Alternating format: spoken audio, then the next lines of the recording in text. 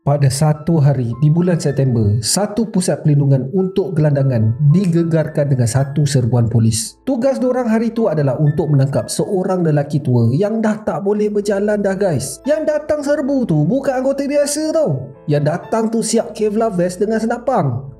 Terkejut semua orang dekat situ. Yang diorang angkut tu pula adalah seorang lelaki yang duduk dekat atas kursi roda yang berumur 72 tahun. Masing-masing dah terpinga dah guys. Tak mungkinlah lelaki tua tu berbahaya. Bukan kata nak fight, nak berjalan pun dah tak boleh.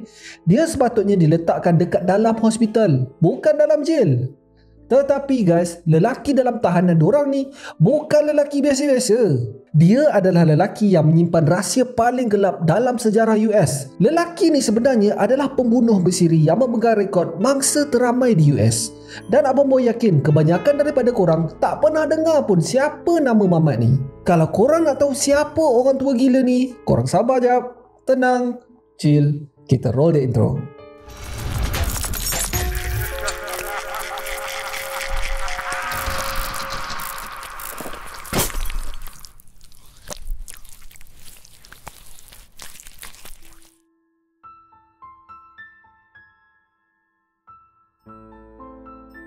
Assalamualaikum, nama aku Abang Boy. Welcome to channel Abang Boy TV, di mana Abang Boy akan mengupas kes-kes true crime, kisah misteri seram dan pelik yang terjadi di serata dunia. Dan kalau korang berminat dengan benda-benda dark macam ni, korang berada di channel yang paling sesuai untuk orang-orang aneh dan eksotik macam Abang Boy ni. Di akhir video, kalau korang suka dengan konten ni, Abang Boy sangat-sangat appreciate kalau korang boleh belanja Abang Boy satu like, dan mungkin juga korang boleh consider untuk subscribe dan tekan bell notification button tu supaya tak terlepas video Abang Boy yang akan datang. Siapa pembunuh bersiri daripada US yang korang biasa dengar? Jeffrey Dahmer, John Wayne Gacy, Ted Bundy, BTK ataupun yang lain-lain. Tetapi pada Abang Boy lah, semua tu level ayam-ayam je, budak tadika je guys. Kalau kita nak bandingkan dengan pembunuh bersiri yang Abang Boy akan kupas ni, perkataan paling tepat yang Abang Boy boleh describe Mamat ni adalah setan bertopengkan manusia. Selalunya Abang Boy akan buat macam storytelling. Abang Boy akan cerita dulu daripada perspektif mangsa dia untuk create suspense. Last kali baru Abang Boy akan dedahkan siapa pembunuh tu. Lebih kurang korang tengok movie lah dekat TV tu. Tetapi kali ni Abang Boy malas. Sebab mangsa dia bukan kecil-kecil anak guys. Mamat ni mengaku membunuh seramai 93 orang mangsa. Dan 50 daripada pengakuan tu dah dapat dipastikan. Mamat ni berjaya menutup kes-kes yang dah lama tersidai dekat dalam bilik rekod. Korang nak tahu siapa nama Mamat ni? Nama dia adalah Samuel Little. Pada 7 Jun 1940, seorang pembunuh bersiri yang paling gila dalam sejarah US telah dilahirkan. Dia telah diberi nama Samuel McDowell, tetapi dia lebih dikenali sebagai Samuel Little setelah mengambil nama keluarga ibunya, Bessie May Little. Pada masa tu baru je berumur 16 tahun geng. Bessie ni dah lah muda dan miskin. Dia bekerja pula sebagai kupu-kupu malam. Bapa Samuel ni pula adalah seorang budak remaja yang masih lagi berumur 19 tahun. So memang masing-masing tak mampu nak menampung kehidupan berkeluarga sebenarnya. Awal-awal lagi kehidupan Samuel ni memang dah gelap guys. Nak menambahkan lagi kesengsaraan dia, dikatakan yang Bessie melahirkan Samuel ni dekat dalam penjara. Sejurus je lepas bercerai susu, Samuel telah diasingkan daripada ibunya sendiri dan diletakkan dalam rumah kebajikan. Mujurlah neneknya datang claim Samuel ni. Neneknya berpindah ke Lorin, Ohio, jauh daripada ibunya Bessie. Samuel telah disekolahkan di Horton Junior High School. Selalunya kita dengar yang pembunuh bersiri ni dijadikan mangsa bully kat sekolah kan. Tetapi dalam kes Samuel ni, tak guys, dia yang membuli. Hari-hari ada je masalah dia dengan student lain. Powder orang lah, bergaduh lah. Sampailah satu masa Samuel ni ditangkap mencuri barang-barang sekolah dan jual dekat luar. Pada tahun 1954, pada usianya 14 tahun, dia telah dihantar ke sekolah budak-budak bermasalah. Pun sama juga guys, dia buat masalah dekat mana je tempat dia pergi. Tetapi kali ni lagi teruk. Bukan budak-budak je yang dibelasah, cikgu pun selamba je dilipat. Dalam tahun tu saja sebanyak 47 laporan disiplin diterima pasal budak Samuel ni. Penyudahnya Samuel telah dibuang sekolah. Korang bayangkan, sekolah yang khas untuk budak-budak masalah, dia orang pun surrender kot nak handle budak ni. So dekat mana lagi yang boleh dia pergi? Cikgu-cikgu dan rakan sekelasnya melaporkan yang Samuel ni bukan macam budak-budak lain. Sejak daripada awal remaja pun, dia dah ada selera pelik guys. Bukan kaleng-kaleng selera dia pun. Daripada usia muda pun dia dah ada fetish dengan leher perempuan. Dia selalu share dengan kawan-kawan dia yang dia teringin nak rasa macam mana nak cekik perempuan. Menurut Samuel sendiri, masa di soal siasat, semua fetish ni bermula daripada zaman tadika lagi, bila salah seorang daripada cikgu perempuan menyentuh lehernya sendiri. Hari-hari dia akan dekat dengan cikgu tu dan mencari peluang untuk sentuh leher. Lagi satu insiden adalah pada umurnya mencecah 8 tahun, bila salah seorang daripada rakan sekelas perempuannya membendahkan Samuel untuk mencium leher. Benda ni lah yang menjadi trigger dia punya fetish. Dan lagi satu minat dia adalah dia suka sangat membaca komik dan majalah true crime. Memang setiap bulan dia akan collect semua majalah-majalah ni tau. Especially kalau ada crime yang melibatkan cekik dan dia punya obses dengan leher tu sampaikan dia tak boleh nak bersembang dengan ahli keluarga macam orang biasa tau. Kalau nak bersembang, mata dia akan sentiasa pandang tempat lain. Macam sembang dengan tunggul pun ada. Samuel cakap dia tak bunuh family dia sebab dia sayangkan family dia. Abang boy peminat juga true crime, tapi tak adalah sampai gila macam tu. Alhamdulillah. Tetapi itulah, kadang-kadang risau juga. Anyway, kali pertama Samuel ditangkap bila umur dia mencecah 16 tahun. Kesalahannya adalah memecah masuk sebuah rumah di Omaha. Dia telah disumbatkan ke dalam pusat tahanan untuk banduan bawah umur selama 4 tahun.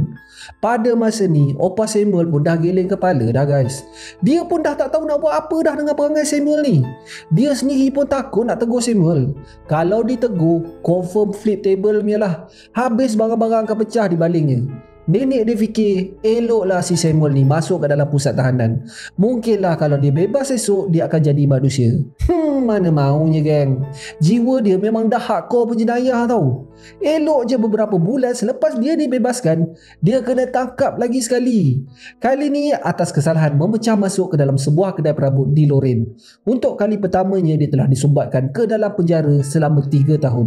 Dia telah dibebaskan pada tahun 1964. Keluar je daripada penjara, kali ni dia dah memang tak nak patah balik dah. Kalau jenayah ni adalah satu pekerjaan, Abang Boy rasa dia adalah pekerja contoh yang akan dapat award setiap tahun sebagai pekerja terbaik. Dan lagi satu, dia dah tak duduk setempat dah. Dia akan pecah masuk kedai, lepas tu dia akan curi kereta pula dan berpindah pula dekat tempat lain. Dia akan bermalam di motel-motel murah sampailah duit dia habis. Lepas tu dia curi lagi. Pusing-pusing macam tu je hidup dia. Daripada tahun 1957 hingga 1975, Samuel telah ditangkap sebanyak 26 kali di 11 buah negeri. Tapi dia duduk dalam penjara pun sekejap-sekejap je guys. Paling lama pun 3 tahun. Di antara kesalahan dia adalah mencuri, pecah masuk kedai, merompak, memandu dalam keadaan mabuk dan juga melanggan pelacur. Kalau Abang Boy nak list lah semua dia punya kesalahan, rasanya lama video ni. Pada tahun 1971, Samuel telah berjumpa dengan cinta hatinya. Apa yang terjadi sebenarnya adalah Samuel telah ditahan dengan seorang wanita yang bernama Lucy Madero. Dorang sebenarnya cuba untuk merompak satu stesen minyak di area Florida. Semasa nak dekat dengan perbicaraan tu, si Samuel ni dapat tahu pula yang si Lucy ni dah deal dengan pendakwa raya untuk mendakwa Samuel ni seorang je. Lucy nak cakap yang Samuel ni paksa dia merompak, dan disebabkan takut dia terpaksa ikut cakap Samuel. Dan si Lucy ni pula, dia pergi bagi tahunya kawan satu sel dia yang bernama Aurelia Jean Dorsey. Tak tahulah macam mana si Aurelia ni bagi tahu pula dekat guard yang baik dengan dia untuk sampaikan mesej tu kepada Samuel. Samuel pun memang angin lah. Dia dah peguam bela je prepare satu plan untuk counter dakwaan Lucy tu. Pada hari perbicaraan, tim peguam bela Samuel berjaya meletakkan kesemua kesalahan ke atas Lucy seorang je. Pendakwaan ke atas Samuel telah digugurkan serta-merta. So apa yang Aurelia ni buat membuatkan Samuel merasa macam terharu gila. Elok je selepas Aurelia dilepaskan daripada penjara, dorang hidup sebagai couple. Walaupun pada masa tu umur Aurelia ni 30 tahun lebih tua daripada dia tau. Dorang couple bukan sebulan dua guys, bertahun-tahun. Korang bayangkan, orang yang keluar masuk penjara pun dah ada awet. Korang yang single lagi ni dah kenapa? Menurut Samuel, Aurelia memang tak lawa. Tetapi disebabkan kesetiaan Aurelia ni membuatkan dia rasa yang dia nak spend masa dengannya. Aurelia ni pun boleh tahan juga. Dia memang power bab mencuri. Dialah yang ajar Samuel ni macam mana teknik mencuri supaya senang terlepas. Memang betul, Aurelia ni ada je dengan Samuel. Dia ikut Samuel ni pergi berompak, pecah rumah, curi kereta dan lepak dekat motel-motel murah serata negari. Lebih kurang macam Bonnie and Clyde lah. Diorang masih bersama sampailah si Aurelia ni mati pada tahun 1988 disebabkan pendarahan beku di otak. Ingat kan bila dah ada awet ni, dia tak buat ondah lah dengan perempuan lain. Mana maunya. Menurut salah seorang daripada saksi yang pernah melepak dengan Samuel dan Aurelia ni, masa depan Aurelia, Samuel memang boyfriend yang baik gila. Sebab si Aurelia ni memang kuat cemburu. Pendek kata, pijak semut tak matilah. Tetapi di belakang mata Aurelia, dia punya setan tu lain macam. Dia pernah bagi tips dekat saksi ni dekat mana nak cari pelacur yang best dan macam mana nak menggunakan servis kupu-kupu malam ni tanpa perlu bayar. Dan salah satu caranya adalah meninggalkan diorang dekat kawasan-kawasan terpencil. Ayat meninggalkan tu sebenarnya ada double meaning tau. Kejap lagi korang akan faham apa sebenarnya maksud dia. Pada tahun 1982 di bandar Pascagoula di Mississippi, Samuel pernah ditahan atas dakwaan membunuh seorang wanita yang berumur 20 tahun yang bernama Melinda Rose Lepre. Melinda ni dilaporkan hilang beberapa hari sebelum mayatnya ditemui. Dan orang terakhir yang dilihat bersama dengan Melinda adalah Samuel. Tetapi yang peliknya, dalam sebutan kes, hakim decide untuk menggugurkan pertuduhan disebabkan tak ada bukti kukuh yang betul-betul boleh mengaitkan Samuel dengan mangsa. Menurut abang kepada mangsa, pihak berkuasa sebenarnya malas nak panjangkan cerita. Semua ni disebabkan mangsa dan juga saksi yang dipanggil adalah kupu-kupu malam dan juga pedaging dadah. Dorang ni dianggap golongan yang susah untuk dipercayai. Tetapi walaupun pendakwaan telah digugurkan di Mississippi, Samuel sebenarnya berdepan dengan satu lagi pertuduhan membunuh dan 2 pertuduhan serangan dekat Florida pula. Kali ini dia adalah seorang suspek untuk satu kes pembunuhan seorang kupu-kupu malam yang berumur 26 tahun yang bernama Patricia Ann Mount. Menurut saksi, kali terakhir Patricia dilihat meninggalkan sebuah bar bersama seorang lelaki yang mempunyai ciri persamaan dengan Samuel. Sama juga, saksi yang dipanggil untuk memberi kenyataan dianggap tak boleh dipakai disebabkan dia adalah seorang penagih dadah dan juga kupu-kupu malam. Samuel terlepas daripada pertuduhan membunuh, tetapi didapati bersalah atas pertuduhan serangan terhadap 2 orang wanita. Dia hanya dipenjarakan selama 2 tahun je atas kesalahannya. Elok je lepas dia dibebaskan, dia dan Aurelia telah berpindah ke California dan tinggal di area San Diego pada tahun 1984. Pada bulan Oktober tahun yang sama, dia sekali lagi telah didakwa atas pertuduhan seorang wanita yang berumur 22 tahun yang bernama Lori Barrels. Menurut Lori, semasa dia on the way ke tempat kerja, seorang lelaki telah menyerangnya daripada belakang. Samuel telah membuat headlock di leher Lori dan mengheretnya masuk ke dalam kereta. Samuel kemudiannya drive ke satu parking lot kosong berhampiran dengan tempat pembuangan sampah. Pada masa inilah Lori telah diserang. Satu benda je yang stand out. Kebanyakan masanya, dia akan cekik Lori ni dengan kuat dan bila Lori dah nak pingsan, dia lepaskan genggaman tangannya. Benda inilah yang Samuel buat berulang-ulang kali dan bila Samuel dah puas, dia heret badan Lori ni ke tempat pembuangan sampah dan terus pula. Lori yang pada mulanya pingsan tersedar bila Samuel membaling tubuhnya kat dalam tong sampah. Dia tak bergerak langsung tau, walaupun kereta Samuel dah belah lama daripada situ. Selepas 30 minit, barulah dia keluar daripada tong sampah tu dan mendapatkan bantuan daripada kereta yang kebetulan lalu dekat situ. Satu laporan telah dibuat kepada pihak berkuasa. Lori bagi tahu kereta model apa, dekat mana dia kena kidnap, dekat mana dia kena. Polis terus bertindak. Tetapi disebabkan Lori ni tak ingat nombor plate kereta, so memang susahlah polis nak tangkap suspek. So polis decide untuk mengadakan operasi surveillance. Tiap-tiap malam akan ada satu kereta peronda akan lalu dekat area situ. Port ni memang dikenali sebagai port penagih dadah tau. Betul-betul 30 hari selepas Lori ni, sebuah kereta Ford Thunderbird berwarna biru park betul-betul dekat tempat yang sama. Polis tak cakap banyak geng, dia terus datang kat kereta tu. Pada masa inilah Samuel dilihat keluar daripada kereta sambil membetulkan zip seluar. Polis pun suluhlah dekat dalam kereta. Dekat seat belakang ada seorang wanita tak sedarkan diri. Muka perempuan tu memang barai habis guys, berdarah-darah selepas dipukul. Mula-mula polis ingatkan mangsa ni dah mati tau. Pada masa inilah Samuel mengatakan tak ada apa-apa yang berlaku. Dia dan wife dia park dekat situ untuk mengadakan hubungan intim. Dia macam cepat-cepat nak masuk ke dalam kereta dan belah. Polis tak cakap banyak. Dia terus menahan Samuel dan menghantar wanita yang cedera parah tu ke hospital. Wanita tu telah dikenali sebagai Tanya Jackson, seorang kupu-kupu malam yang telah diangkut oleh Samuel pada malam tu. Tanya mengalami kecederaan teruk di muka. Lehernya juga mengalami lebam seperti dicekik. Samuel sekali lagi telah didakwa atas 2 pertuduhan menculik dan juga percubaan membunuh. Semasa perbicaraan, Samuel langsung tak tunjuk rasa bersalah guys. Dia buat-buat macam tak tahu kenapa dia dituduh. Dia cakap dia adalah mangsa pula sebenarnya. Dia menuduh Tanya menipunya. Duit dah bayar tapi servis tak dapat. Dan bila Samuel minta balik duit dia, Tanya terus menyerangnya. Dia terpaksa memukul Tanya dengan alasan membela diri. So dia cakap dia hanya bersalah atas memukul mangsanya, bukan percubaan membunuh. Itu je lah yang dia duk ulang-ulang dekat hakim dengan juri.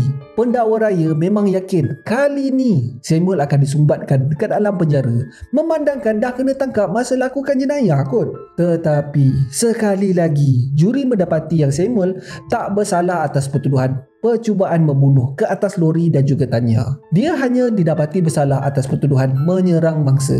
Itu je. Dia diberikan hukuman penjara 3 tahun je geng. Pada bulan Februari 1987, Samuel telah dibebaskan. Elok je beberapa bulan selepas dia dilepaskan, dia telah membunuh 2 orang lagi wanita di Los Angeles. Lepas tu dia belah pula ke Florida. Di sini dia telah membunuh 10 orang wanita yang lain. Dia lebih kurang recycle benda yang sama je. Dia akan bunuh di satu tempat dan bila line dah start panas, dia belah pula pergi tempat lain. Mesti korang tertanya-tanya kan, kenapa susah sangat nak dakwa Mamat Setan ni? Takkan tak ada bukti langsung? Ada sebenarnya guys. Macam kes Tanya Jackson tu, dia ditangkap masa melakukan crime kot. Tetapi si Samuel ni pandai. Dia akan pilih mangsa-mangsa yang bekerja sebagai kupu-kupu malam dan juga penagih dadah. Dia tahu polis malas nak ambil pot pasal golongan ni. Kalau mati pun tak ada siapa yang mencari. Dan lagi satu sebab adalah pada masa tu polis tak ada sistem database yang betul-betul komprehensif. Antara jabatan pun diorang susah gila nak share detail-detail kes tau. Itu sebab Samuel ni selalu berpindah randah. Kalau tempat ni dah panas, dia belah kat tempat lain pula. Begitulah sampai ke sudah. Dan sebab utama Samuel tak ditangkap adalah pada waktu tu teknologi DNA bukan macam sekarang. Walaupun ada bukti DNA yang dikutip pada tempat kejadian, polis tak ada tempat untuk diorang submit bahan bukti tu. Penyudahnya, bukti ni hanya ditinggalkan bersawang dekat dalam bilik rekod. Banyak sebenarnya kes-kes yang melibatkan Samuel ni sebagai pelaku. Tetapi setiap kali dia akan terlepas punya lah. Kalau tak terlepas pun, dia hanya akan dikenakan hukuman yang ringan gila. So far dia telah didakwa dengan 3 pertuduhan percubaan membunuh, 2 dakwaan membunuh dan 5 lagi pertuduhan serangan. Tetapi hukuman yang diterima pun hanya geli-geli je. Walaupun semua pertuduhan ni, Samuel masih lagi terus membunuh tanpa rasa takut dan bersalah. Tetapi sepandai-pandai tenduk melompat, akhirnya jatuh juga. Dia telah ditahan atas dakwaan memiliki bahan terlarang. Polis telah berjaya menjejaki Samuel menerusi wang bantuan rakyat yang diterimanya beralamatkan di Louisville, Kentucky. Satu pasukan US Marshal telah dihantar untuk menangkapnya. Pada 5 September 2012, satu pasukan telah menyerbu satu pusat pelindungan gelandangan di Louisville. Dia kemudiannya telah dipindahkan ke Los Angeles atas dakwaan memiliki bahan narkotik sejak daripada tahun 2019 lagi. Memang normal lah untuk polis mendapatkan DNA sampel daripada suspek ni. Masa diorang masuk ke dalam sistem, ambil kau, memang merah je. DNA Samuel dapat dipadankan dengan 3 kes kematian yang berlaku pada tahun 1987 hingga 1989. Carol Eileen Alford, mayatnya ditemui pada 13 Julai 1987. Guadalupe Duarte Apodaca pada 3 September 1987 dan Audrey Nelson Everett pada 14 Ogos 1989. Ketiga-tiga mangsa ditemui di pinggir jalan je dan bukti DNA yang diambil di tempat kejadian padan pula dengan DNA Samuel. 2 daripadanya adalah daripada air mani yang ditemui pada pakaian mangsa dan satu lagi adalah sel kulit yang ditemui pada kuku jari mangsa. Akhirnya setan ni dapat ditumbangkan. Carol Eileen Alford mati dibunuh selepas Samuel dibebaskan daripada penjara atas pertuduhan menyerang 2 mangsanya pada Februari 1987. Mayat Carol ditemui di belakang lorong sebuah kedai. Mayatnya terdapat kesan seperti diheret, menandakan dia telah dibunuh di tempat lain. Terdapat kesan kecederaan di seluruh badan dan punca kematian adalah Carol telah dicekik. Pada 3 September tahun yang sama, polis menerima satu laporan tentang penemuan mayat seorang wanita di sebuah rumah tinggal di area Los Angeles. Seorang budak kecil telah menemui satu mayat wanita yang berusia 46 tahun. Mayat tu memang barai geng. Satu badan penuh dengan luka dan lebam. Punca kematian adalah mangsa telah dicekik. Mayat ketiga ditemui di belakang sebuah bar. Terdapat tanda-tanda seperti mangsa melawan penyerangnya. Terdapat sel kulit di kuku jari mangsa. Kali ini mayat ditemui dalam keadaan teruk gila kot. Di samping kecederaan di seluruh badan, terdapat kesan seperti mangsa telah ditumbuk dengan kuat di bahagian perut. Tumbukan tu terlalu kuat sampai ke tulang belakang mangsa boleh patah guys. Punca kematian adalah mangsa telah dicekik, sama seperti mangsa-mangsa sebelumnya. Di dalam pembicaraan, semua bukti-bukti ini telah dibentangkan di hadapan hakim dan juga juri. Satu sesi yang dipanggil Victim Impact Statement telah diberikan kepada ahli keluarga mangsa yang terlibat. Menurut anak kepada Guadalupe, Samuel adalah orang yang tak berhati perut. Tuhan akan menghakimi saat engkau mati nanti. Samuel hanya cakap, aku tak bersalah, aku tak buat apa-apa pun dekat bangkau. Sebelum Samuel diiringi keluar daripada mahkamah, dia sempat menaikkan tangannya sebagai tanda dia dah menang. Tetapi kali ini Samuel tak bernasib baik macam perbicaraan sebelumnya. Dengan bukti yang kukuh dapat mengaitkannya, juri tak ambil masa lama pun. Dia telah didapati bersalah di atas kematian ketiga-tiga mangsa dan dijatuhkan hukuman penjara sepanjang hayat, 3 life sentence tanpa peluang untuk diperol. Sampai kesudah dia cakap yang dia tak bersalah. Dia juga mengatakan yang pihak berkuasa dan juga saksi saja nak seseorang untuk dijadikan kambing hitam. Dia membuat rayuan untuk dibicarakan semula. Sejurus je hukuman ni dijatuhkan, mahkamah dah jadi macam sarkas dah. Semua orang bersorak gembira guys.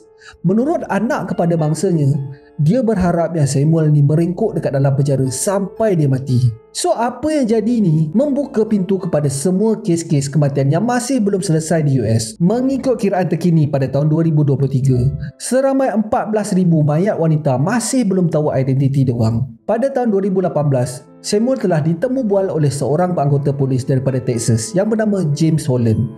James ni memang dikenali sebagai sweet talker guys. Senang gila dia nak bagi orang cair. Disebabkan inilah dia telah diberi nama gelaran Serial Killer Whisperer. Kali pertama James bertemu dengan Samuel, dia just bagi alasan yang dia hanya nak melawat banduan je. Lepas tu dia cakap lah yang dia kagum dengan Samuel sebab dia berjaya melepaskan diri berkali-kali. Dan Samuel sebenarnya adalah orang yang hebat. Tetapi malangnya tak ada siapa pun tahu siapa Samuel ni. Nama Samuel Little pun tak ada siapa yang kenal. Memang ayat beli jiwa habis lah. Mula-mula tu Samuel ni main-main tarik tali lagi. Dia macam, mana ada, biasa-biasa je. Blushing-blushing lagi tu. Si James ni siap buat deal dengan warden penjara untuk berikan keselesaan dekat dalam sel tahanan si Samuel ni. Ada TV, ada radio. Setiap minggu dapat order McD guys. Hidup macam raja lah dia kat dalam tu. Samuel nak apa, James bagi je. Kecuali kebebasan lah of course. Ada satu je yang si Samuel ni nak sangat-sangat, iaitu set alat lukisan. James bagi je. James siap cakap dekat Samuel tau, kalaulah si Samuel ni mengaku atas semua kesalahan yang dilakukan, polis takkan mendakwa Samuel. Semua pengakuan tu hanya untuk family mangsa dapat penutupan tentang apa yang terjadi. Itu je. Berbulan-bulan jugalah si James ni datang melawat Samuel. Tetapi si Samuel ni masih lagi nak main-main. Tetapi lama-kelamaan dorang berdua ni dah jadi macam member pula dah. Sembang tak ingat dunia guys. Daripada pagi sampai ke malam kadang-kadang tu. Sampailah satu masa Samuel dah tak ada simpan-simpan dah. Dah macam pintu empangan pecah. Dia bagi tahu je semua benda. Samuel mengatakan yang kali pertama dia membunuh adalah pada tahun 1970. Dan mangsa terakhir dia pula dia bunuh pada tahun 2005. Dia bagi tahu setiap satu mangsanya dengan penuh detail. Korang bayangkanlah, orang tua nak jalan pun dah tak larat. Boleh bagi tahu polis setiap detail mangsa dia. Dia bagi tahu juga dekat James yang dia obses dengan leher perempuan. Dia bagi tahu yang dia suka dapat mengawal dia orang. Hubungan normal dah tak menaikkan nafsunya dah. Dia kena buat macam tu baru dia turn on. Dia samakan benda tu macam rasa high bila mengambil dadah. Masa dia bercerita ni semua, dia tersenyum je guys. Macam dia imbas balik kenangan terindah tau. Seolah-olah dia bangga dengan hasil kerja dia. Di antara bulan Jun 2018 hingga Disember 2020, selama 700 jam telah dirakam dan dia telah mengaku membunuh sekurang-kurangnya 93 orang. Samuel mengatakan dia hanya ingat semua detail-detail mangsa sampai mangsa nombor 84 je. Selebih tu dia ingat lupa. Dan yang ajaibnya, orang tua ni siap bagi tahu kot dia bunuh dekat mana, bangsa apa, berapa tinggi, berapa berat dan pakaian yang dipakai mangsa. Apa yang mangsa makan sebelum dia dibunuh pun orang tua tu ingat guys. Memang padu dia punya ingatan. Cuma nama dan tarikh je lah kadang-kadang dia lupa. Korang bayangkanlah berapa dekad tu guys, 60 tahun punya kerja, dia boleh ingat satu-satu. Dengan menggunakan peralatan lukisan, Samuel siap lukis muka-muka mangsanya. 30 lebih jugalah. Polis sangat-sangat berharap dengan menggunakan detail description yang diberikan oleh Samuel dan juga lukisannya, polis dapat selesaikan banyak lagi kes yang bersawang dekat dalam bilik rekod. Mula-mula tu polis ingatkan yang si Samuel ni kaki labun, kaki kencing. Memang biasalah pembunuh bersiri nak sembang lebat. Tetapi bila diorang cek balik satu persatu detail yang diberi, memang tally siut. Salah satu lukisan telah berjaya menyelesaikan satu kes pembunuhan di Ohio. Seorang lelaki yang tidak bersalah telah didakwa atas pembunuhan tu. Tetapi disebabkan lukisan Samuel tu, lelaki itu telah dibebaskan daripada hukuman penjara. Pada 13 hari bulan November 2020, pihak berkuasa dan pendakwa raya negeri Texas dan Wise County telah mengisytiharkan yang Samuel Little telah mengaku membunuh seramai 93 orang di 19 buah negeri selatan US, menjadikan dia seorang pembunuh bersiri paling prolific di US so far. Dia pegang rekod mangsa paling ramai guys. Mana-mana pembunuh bersiri yang korang pernah dengar sebelum ni, macam John Wayne Gacy ke, Ted Bundy ke, Jeffrey Dahmer ke, itu semua level ayam-ayam je kalau nak dibandingkan dengan Mamat Samuel ni tau. Dengan pengakuan Samuel, polis dan FBI berjaya selesaikan 50 kes beku so far. Dalam satu sesi interview, menurut Samuel kepada seorang wartawan, Gillian Lauren, dia tak pernah pun berniat nak membunuh senator ke, governor ke, ataupun siapa-siapa je lah yang daripada golongan orang kaya. Tambahnya lagi, kalau saya membunuh awak, kejap je saya akan kena tangkap. Tak, saya memburu di ghetto. Sekiranya salah seorang daripada mangsa saya hilang, tak ada siapa pun yang peduli. Itulah sebab saya boleh membunuh berulang-ulang kali tanpa ditangkap. Tambah Samuel lagi, dia sayang semua bangsa-mangsanya. Dia menggelarkan mereka semua sebagai my babies. Samuel Little mati pada umurnya 80 tahun pada 30 Disember 2020 semasa hukumannya masih dijalankan. Walaupun dengan pengakuan Samuel ni, bukan senang kot untuk polis ni cari satu-satu mangsanya tau. Korang bayangkanlah 60 tahun punya rekod diorang kena korek balik. Ada di antara kematian dilabel sebagai overdose dadah, dan ada juga yang dilabel kes tu dah selesai, dan ada juga orang tak bersalah telah dijatuhkan hukuman penjara. Susah amat. So sekarang ni polis dengan kerjasama FBI masih lagi cuba korek kes-kes lama dan berharapan dapat memberikan penutupan kepada ahli keluarga mangsa. So that's it for today guys. Terima kasih sebab tengok video Abang Boy sampai habis. Kalau korang suka dengan video ni, Abang Boy sangat-sangat appreciate kalau korang boleh bantu Abang Boy satu like, dan mungkin juga korang boleh consider untuk subscribe dan tekan bell icon tu supaya tak terlepas video Abang Boy yang akan datang. So akhir kata, jangan nakal-nakal, be awesome, stay creepy. Assalamualaikum.